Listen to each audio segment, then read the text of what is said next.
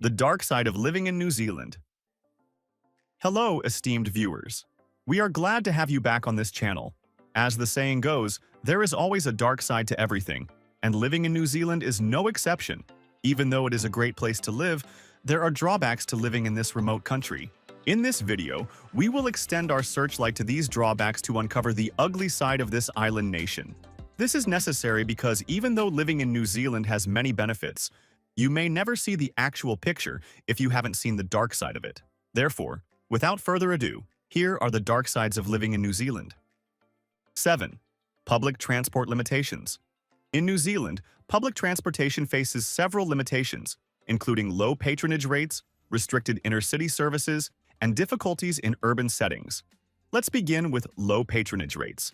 New Zealand records one of the lowest public transport usage rates globally, even falling below that of the United States in 2001. By 2018, it was reported that 90% of urban journeys were conducted using private vehicles.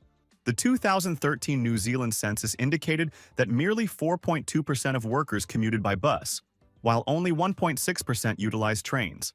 In addition, the intercity public transport network in New Zealand is notably limited. The majority of intercity bus services are operated for profit by a single private entity, intercity, which concentrates on primary national routes with few regional connections.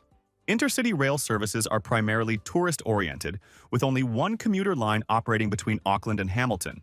Furthermore, in larger cities, public transport is hindered by issues such as traffic congestion, high fares, and outdated vehicle fleets. These factors have contributed to a persistent decline in public transport usage since the 1960s, leading to the rise in affordability and preference for private vehicles. All these combined factors present a perfect picture of the dark side of living in New Zealand. 6. Standard of housing.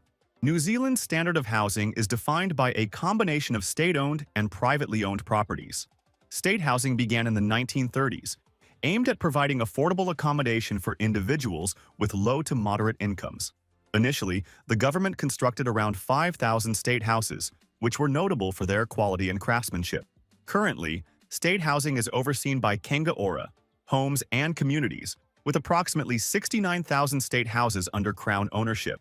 A number of former state houses have transitioned to private ownership, resulting in a diverse housing stock and an increase in rent. For instance, the average weekly expenditure on total mortgage payments rose from $475 to $605.60, marking an increase of 27.5% in the year ending June 2023 compared to the previous year. Specifically, renting an apartment in the city center averages around 1,825.89 New Zealand dollars per month, whereas an apartment located outside the city center is more affordable at approximately 1,536.19 New Zealand dollars per month. While New Zealand's housing standards are generally good, there are issues with the high rent, which has skyrocketed the cost of living in this island country. 5. Cultural adjustment.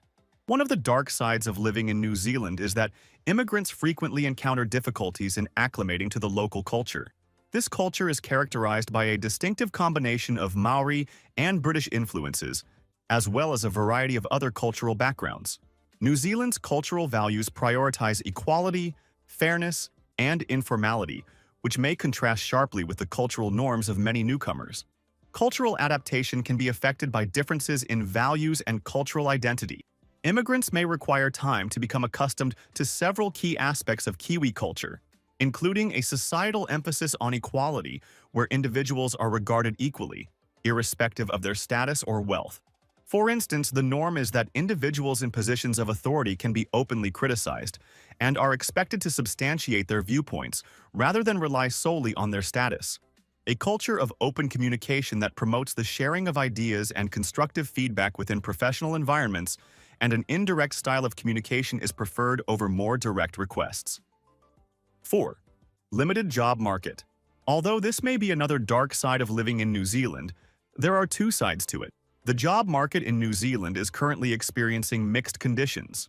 On one side, there are notable shortages in specific industries, presenting a promising opportunity for job seekers who have the required skills.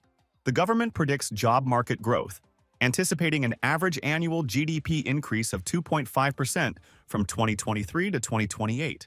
This expected growth is projected to create the need for approximately 40,000 new workers each year, with a significant portion likely to be sourced from abroad due to an aging workforce and persistent skill gaps.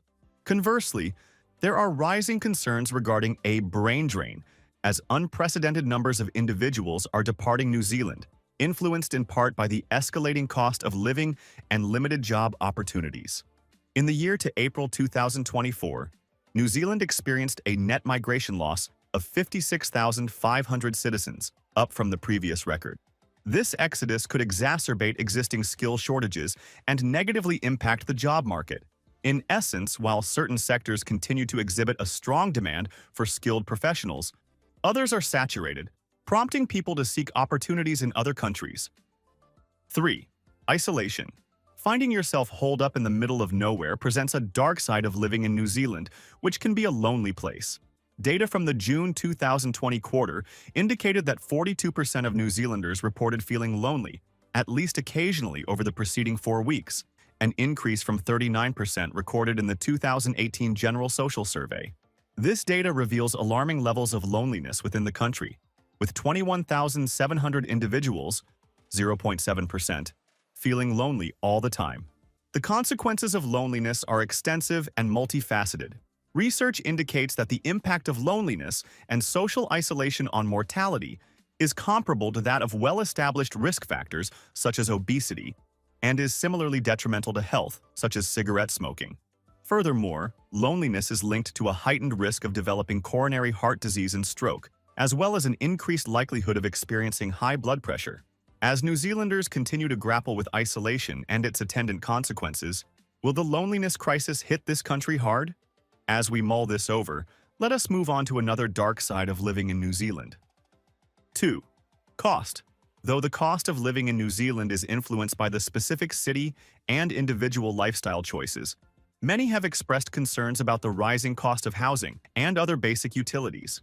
In Auckland, which is the largest and most expensive city, a single individual requires approximately 4,284 New Zealand dollars per month for a comfortable living, while a family of 4 needs around 6,372 New Zealand dollars monthly. The cost of living has been on the rise, leading to noticeable increases in expenses for some residents. For expatriates, the cost of living may be even higher due to additional expenses such as relocation costs, security deposits, and rental agent fees. The overall cost of living in New Zealand could be approximately lower than that in the United States. However, expenses related to transportation, entertainment, and sports tend to be higher in New Zealand. Housing costs are exceptionally high, with the average house price in New Zealand surpassing that of Australia. It is advisable to plan a budget carefully and consider private international health insurance, as public health care may not provide prompt and comprehensive coverage. 1. Slow pace of life. We cannot conclude this video on the dark side of living in New Zealand without mentioning this.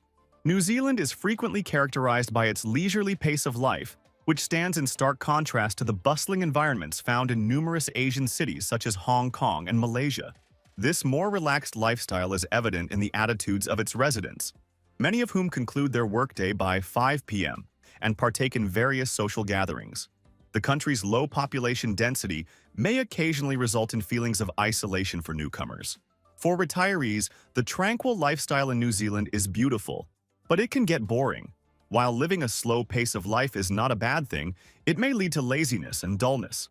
Overall, the leisurely pace of life in New Zealand is a significant factor for individuals desiring a more relaxed way of living, although it may not align with everyone's preferences. Why should it, when there are several things to be done, and quickly too? Therefore, for many, a slow pace of life is certainly not a good side of living in New Zealand. As we end this video, what do you think about the dark side of living in New Zealand? Your comments are welcome in the discussion box. Thank you for watching this video. Please don't forget to subscribe and turn on the notification bell.